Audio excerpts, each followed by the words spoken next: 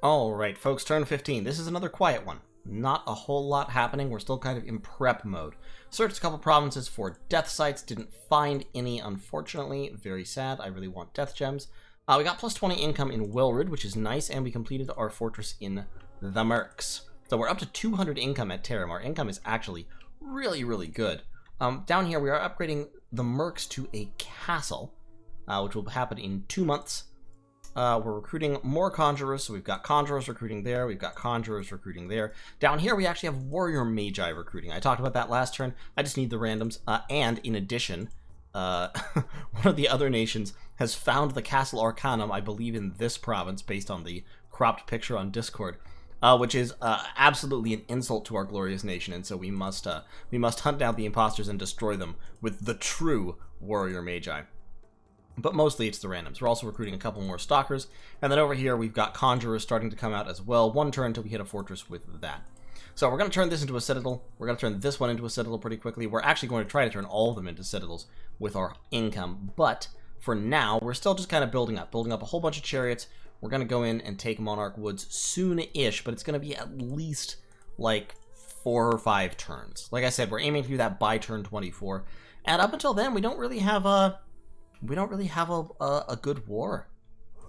We could potentially attack Demise, the Order of the Divine Flame, but I'm like, I would rather have people gang up on Kalkheim early and just get rid of them before they become powerful and dangerous. Because like early game, they're not super powerful and dangerous. They're like dangerous to some extent, but not incredibly so, especially not when they're still building up cultists. But they can build up cultists pretty quickly. And so we kind of want to be taking them off the board, ideally with multiple players all attacking them at once, fairly early on. Now, of course, the ideal tactic against Skelespam is flaming arrows on tons and tons of archers. Unfortunately, I don't have archers. I only have crossbowmen. Crossbowmen are a lot less efficient at the flaming arrows thing. I think the Centaur chariots will work just as well. Well, I mean, probably not just as well, just because they're really expensive and they will die to a certain extent. I mean, I could...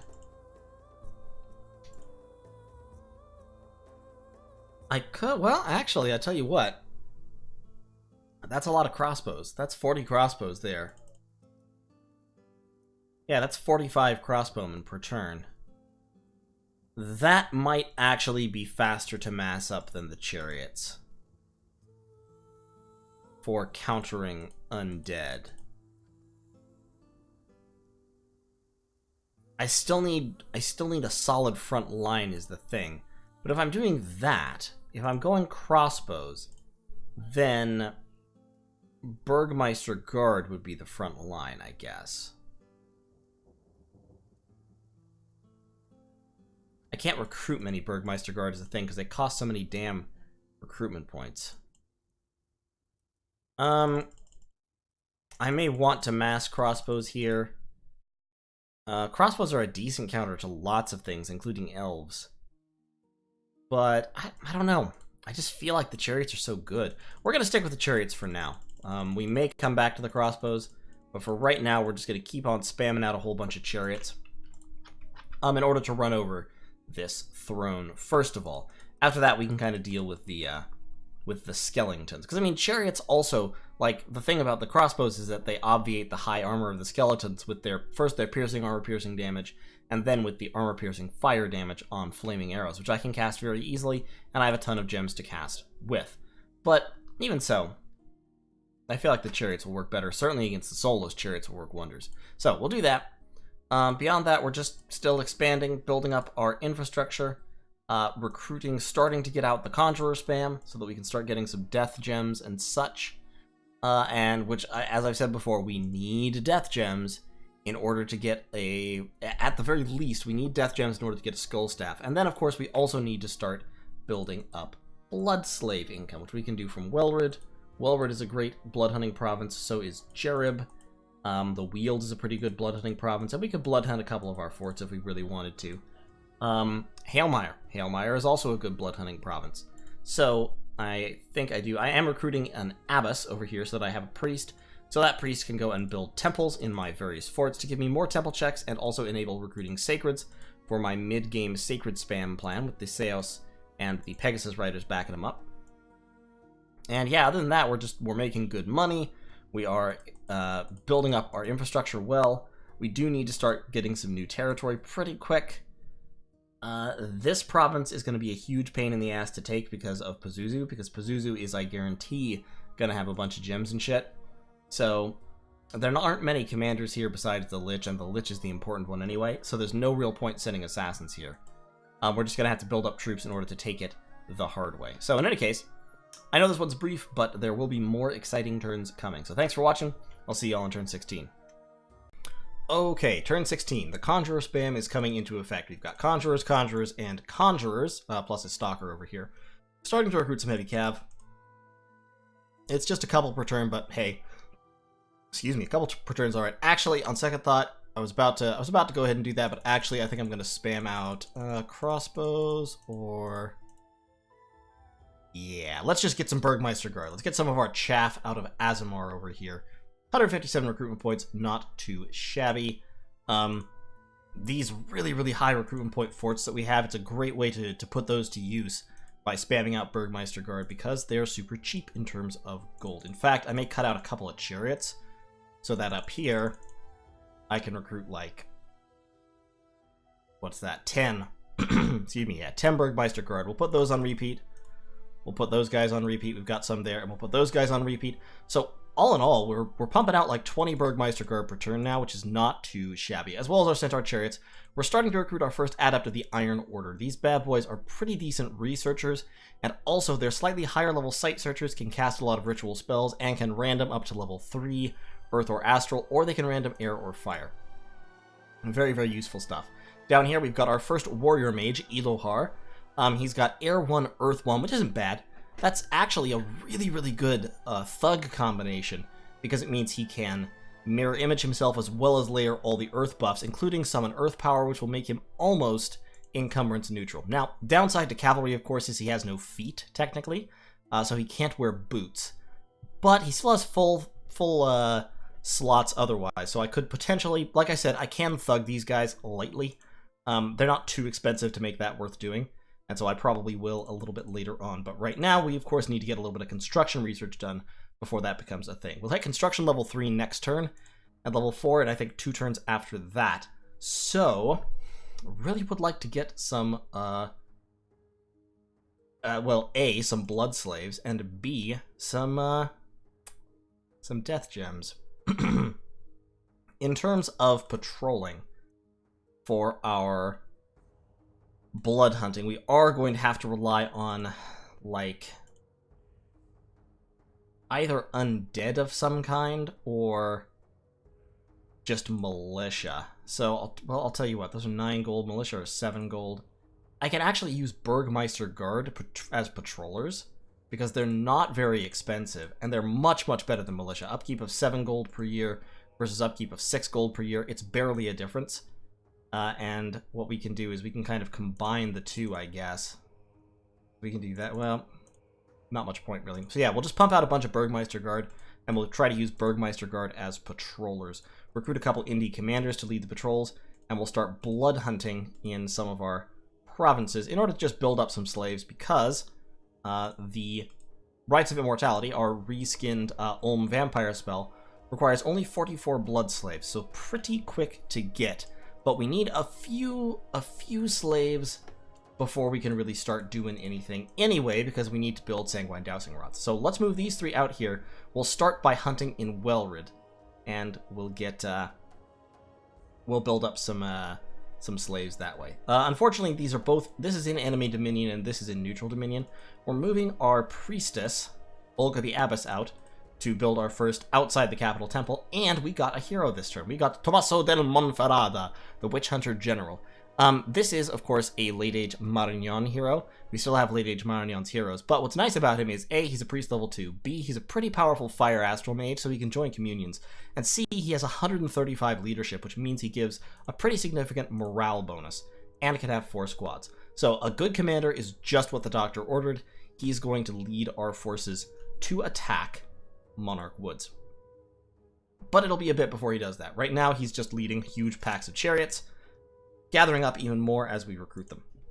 So, all our magi still researching. As I just showed, we're hitting construction level 4 and then going down to conjuration level 5 to get our good national conjuration spells, including the Ujigami and the Heavenly Fires. As soon as we get Heavenly Fires, I'm thinking of casting that a bunch, because I have a bunch of fire gems.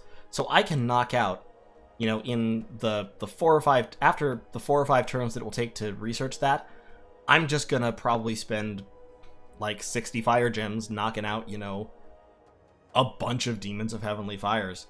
I get 3 per cast. I could recruit 30 of them pretty easily. 30 Demons of Heavenly Fires are a fairly powerful little unit there. And then, yeah, Bloodhunt Wellrid, Bloodhunt Hailmire, or Hailmere, Halimere, something. Bloodhunt the Wield. I don't need a huge bloodhunting surplus just now. Unfortunately, I did get hit by the plague in Jereb, which halved my population, so it's no longer a really good bloodhunting province. But Esquanier is a really good bloodhunting province, and so is Setica, so I can use those instead. Now, of course, getting my spoils back to the capital may be a little bit problematic, because I can't quite get there in one turn with 14 map move. I think scouts might be able to get there in one turn. Yeah, scouts can, so I can use scouts to move blood slaves back and forth to the capital from there. But, of course, I will need chaff. I will need hunters. And I don't want to give up on taking the Monarch Woods, so my blood hunting is going to build up a little bit more slowly than might be. Still, 8 turns. Given 8 turns, I think I can accumulate 44 blood slaves, especially if... Right now I'm recruiting stalkers here, but what I might do is... I might start recruiting circle masters and using them to blood hunt, because they're natively blood 2. So with native blood 2 mages, with mages that are already blood 2 at base, you can get full blood hunter efficiency right off the bat, instead of using blood 1s, who are the cheaper and more efficient option long term, but not the most effective short term. So what I may do here is, I don't need more warrior mages right now, really. I'll recruit a couple more warrior mages, and then I'll swap them out, and I'll start recruiting circle masters somewhere. Next turn I'll have some spare gold, because this added to the Iron Order won't be costing me anything, so I'll start recruiting circle masters. Possibly I'll recruit a circle master out of each of these bottom provinces at that time. But I've got a pretty decent grip of magi for early combat, building up some conjurers for research and blood hunting and such. I've also got this mounted commander, so that mounted commander can move back to the actually, I'm recruiting Burgmeisters here, so he can just wait here for the Burgomasters. And that, I think, will be a good place to be. We're site-searching a bunch of provinces this turn. We're site-searching Setica, site-searching Wellrid, Azamar, and the Weald. And I think there was somewhere else, too, wasn't there? Oh, yeah, and we're site-searching the Mercs for Air 1. So, hopefully we'll get another gem or 2. Gem income right now, not great. Given that I'm starting with fewer than in early and middle age, only 4 gems per turn, my growth hasn't been bad. I'm up to, you know, I started with 4, and I've gained 5 more in the course of the game so far, which isn't terrible, but I would definitely like to improve that. I really need some death income. I mean, that's really what I'm looking for right now. Obviously, everything is nice, but my Astral Pearls, my Fire Gems, my Earth Gems, they're all doing okay. It's really death that I want and need right now, and I will not hesitate to, if necessary, alchemize up a whole bunch of death gems and just cast Dark Knowledge on every one of my provinces, because death income is that important at the moment. Of course, I need those 10 death gems once I hit construction 4 in order to forge a Skull Staff, and I'll need a Circle Master to do that as well, since it has to be done by a Death 2 mage. So in any case, thanks for watching. I'll see y'all in turn 17.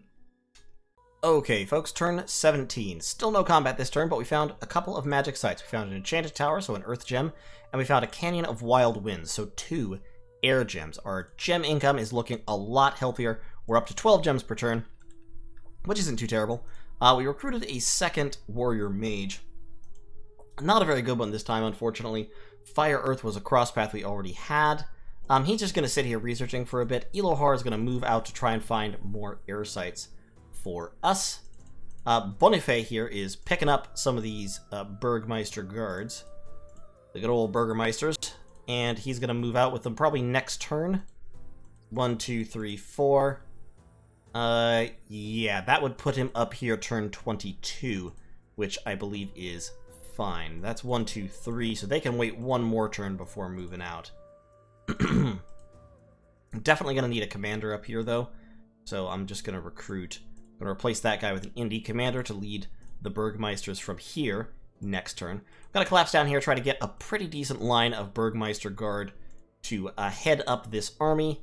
And, of course, we will also have the chariots. So Tommaso is going to research one more turn, pick up those Burgmeisters to reinforce his Centaur chariot force. We've got 22 Centaur chariots there, 24 here, a total of 46. If we have a significant enough infantry line, I think that'll be okay.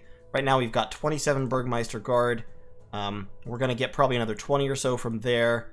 A bunch from up here. How many? 11. Are we recruiting 11 per turn? I think. We're not recruiting 11 per turn. 1, 2, 3, 4, 5, 6, 7, 8, 9, 10, 11. We are recruiting 11 per turn. Never mind. Hush my mouth. Another 22 from up there. Some from here. And these ones can just be picked up by Boniface on his way through. We're also recruiting some down here, although I don't think they'll... Yeah, Ergun will take those. So overall, we're going to end up with a pretty significant grip of Burgmeister Guard here in Edirol. We're also going to have construction level 3 by that time, so we'll send along a small Magus Communion to drop Legions of Steel on them. Like probably 5 or 6 of our Magi will be deployed along with that. Our research is actually dipped because so many of my mages are out site searching right now. But that should be fine. Because we've got 1, 2, you need to do research. You're moving, you need to research, you're site searching. Yeah, we're still up to about 200 per turn, which is fine for right now. Interestingly, it looks like my line on the research graph is black. You could just barely see it there. That is hilarious. Yep, it's black. There's no color to it. Wow, interesting. Okay. We're starting to blood hunt over in Welrid. It won't be super efficient, but it'll be something. So after this turn, we're going to start recruiting... Well, we'll keep recruiting Burgmeister Guard, actually, probably. Because it's resources we're capped on. We might go Bone Tribe Beast Hunters instead. Because they have higher combat speed, so they'll be more efficient patrollers. Or just Militia. Militia are probably the... Yeah, Militia, because they're half the price. So after this turn, we'll churn out a whole bunch of Militia, send them over here to patrol Welrid while we blood hunt. And our scouts that we're recruiting here are going to start heading up to Welrid to shuttle blood slaves back to Terram. Should help us build up the slaves that we need. We need a total of 94, I think. How much does it take to empower? It's 30, I think it's 15 times the level, if I recall correctly. So 45 plus the 44. So overall we need 89 blood slaves in order to summon our first vampire count. And after that we can do it continuously. But we've got a Circle Master here. If necessary, we can just alchemize to get the 10 death gems to build the Skull Staff, which I'll be fine doing. Excuse me. I'm happy to do that. And so we should be on track if we can get the Blood Slaves together. We are recruiting Circle Masters down here, and they're just going to start blood hunting here in Vepetre. Since they're Blood 2s, they will have good success, and they'll be able to get us some Blood Slaves per turn pretty quickly. And then we'll also branch out to blood hunt in the Weald, which has access to just Deer Tribe. Not Jerib. What about Hailmire? Hailmire has light infantry, but it has 0 resources, so it can't actually ever recruit anything again. Sad, but true. So, Azamar, yeah, I do want the, I do want the Burgmeisters. Okay. We're gathering up a whole bunch of assassins here in Sailor's Haven and Shambhalak. We've got 2 assassins moving there, we've got 2 more there. So we're getting, all told, we're going to end up with like at least 5 or 6 assassins in each place. And we are still recruiting assassins up here in Terram. So, by the time we're ready to go in against Kalkheim, I plan to have, like, a bunch of assassins. Let's just put it there. Let's just leave it there. It's a lot of assassins that I plan to have in position in one or both of these provinces. and we're just going to try to mass assassinate every cultist that we can, and drive down Kalkheim's skeleton production. Because driving Kalkheim's skeleton production down even temporarily will be of significant help. Now, they've built 1, 2, 3, 4, 5, 6 forts, compared to my 1, 2, 3, 4, 5 forts. So they're focusing very heavily on fort production, and they've also got a lot of temples, of course. Which obviously means more skeleton production. Hopefully we'll be able to, like I said, kind of choke off the hose in at least some parts of the area, and then, bull in with our communions before they can really do the things that make them super, super dangerous. If we can grab Conjuration 5 by that time, we'll also be able to have all our Heavenly Fires and mass summon Fire Elementals, plus we'll have armies led by Ujigami, giving them leadership. All of that should be really, really good. After Conjuration level 5, it's time to go down Alteration, I believe, because that will give us the big Earth spells, including Maws. It will also give us death spells like, actually, I tell a lie. It will be time to go down Enchantment. Enchantment will give us Flaming Arrows. It will give us our Astral spells as well as our death spells. Horde of Skeletons, Pale Riders, all that good stuff. And at some point, of course, we'll also want Evocation. Evocation will give us Strange Fire, which is a very, very effective combat spell for us. Evocation will also give us Blade Wind, Gifts from Heaven, Earthquake, and Shadow Blast, all of which are very, very useful for different reasons. And Falling Fires, in case we're fighting non-undead/demonic troops. Falling Fires is a more effective Strange Fire because its area of effect scales and it does more damage. So yeah, actually, after Conjuration, probably Enchantment 4. No, it would be Enchantment 5 we would want for Horde of Skeletons, and then Evocation 4 at least, but probably 5. So Conjuration, Enchantment, Evocation. I may actually just hit Enchantment 3 first and then grab the Evocation level 5. Or 6 even, because Magma Eruption's a really good spell for my Magi to spam. Fuck it, we'll do it live. We'll figure it out, but for right now, we're doing okay. Construction level 4 should take 2 turns. Sorry, so we're going to hit Construction level 3, and then it'll be 2 turns after that. And that will be turn 20. We'll build the Skull Staff that turn, alchemizing gems to do it. And by blood hunting, I think I might be able to hit turn 24 still. I may need to... That's a Conjurer over here. I'll tell you what. I want to keep my research up, so I'm going to leave them researching right now. But in a minute, we're going to start blood hunting down here as well. So, thanks for watching. That's turn 17. Turn 18 will be kind of more of the same. We're just really sort of in a Pacific mode right now, which is dangerous because the other nations are presumably expanding and fighting wars and such. R'hllala has actually gotten on land over here. Good for them. But I think this might be a decent tack for us to take right at the moment. Just being kind of small and quiet, waiting for our moment, aiming for the throne, and preparing to go to war against the skeleton hordes sometime in year 2. So, thanks for watching. See you next time. Alright, folks, turn 18. Once again, no combat, but we have gotten our second hero, Karmont the Cardinal. Karmont the Cardinal is very old and very weak, but has leadership 165, squad morale bonus of +3 for up to 5 squads, and is holy 4. So why that's super interesting is that it means that Karmont, the good Cardinal, can cast not only Heavenly Fire and Divine Blessing, but also Fanaticism, which gives +1 morale to all friendly units on the entire battlefield. So actually, he's +4 morale leadership. Now, the corollary to this is I really, really don't want Karmont to die. And unfortunately, he's very, very easy to kill, being an Astral 1 mage and also being a tiny, pathetic human man with no armor or, like, special qualities or anything. But he's going to sit here researching for the moment. Tommaso del Monferrada, the Witch Hunter General, probably is not going to be leading the charge. Probably it's Karmont who's going to be leading the charge with his immense leadership bonus to push Burgmeister Guard morale up to, like, 15 or 16.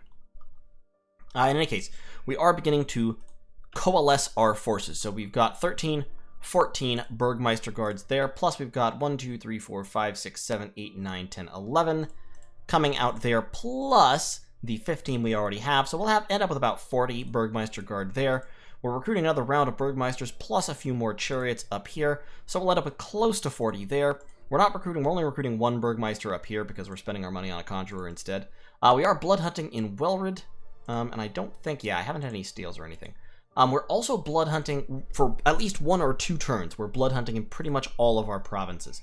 We are going to hit construction level 4 this turn.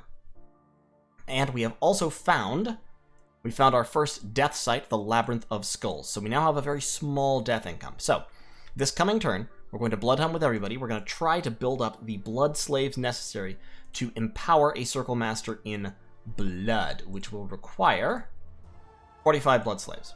I don't think we're going to get 45 because we've got a blood 2 and a blood 1 hunting here. We've got a blood 2 and 1 blood 1 hunting here. We've got 3 blood 1s hunting here. And we've got 8 blood slaves coming in with Lycurgus the Scout. Unrest in Welrid is quite high now, so we probably won't hit a whole lot of blood slaves doing that. But what we're going to do is we're going to crank out a Skull Staff for Tvitno in just a couple of turns here. He's going to empower himself in blood, hold the Skull Staff, start summoning vampires. I think we're on track to get a vampire by turn 24. We'll see. Once we get a vampire, of course, it will be easy to continue getting vampires because Tvitno can just sit here, cast in the spell every turn that we have the slaves for it, and it will be great. What we're going to want to do is pile a whole bunch of patrollers here in the Weald with a whole bunch of mages carrying Sanguine Dowsing Rods, which also, fortunately, come at construction level 4. And so the Weald and Hailmire are going to be the first victims of the United Independent Coalition's war requirements. The first sacrifices on the altar of the revolution. We're going to sacrifice these 3 provinces. Actually, we're also probably going to sacrifice Esquania. Although all of these provinces have pretty high income, which makes it a little bit painful. In fact, it actually makes more sense to burn down Azamar in a way, but I don't want to lower the recruitment points too much because, of course, my Burgmeisters require a lot of recruitment points, so I don't want to push that down too low. So yeah, we'll sacrifice those provinces. We'll probably also sacrifice Jerib, and if possible, I'll build another fort out this way somewhere and burn down Setica as well. Plus, we're already sacrificing Welrid on the proverbial altar.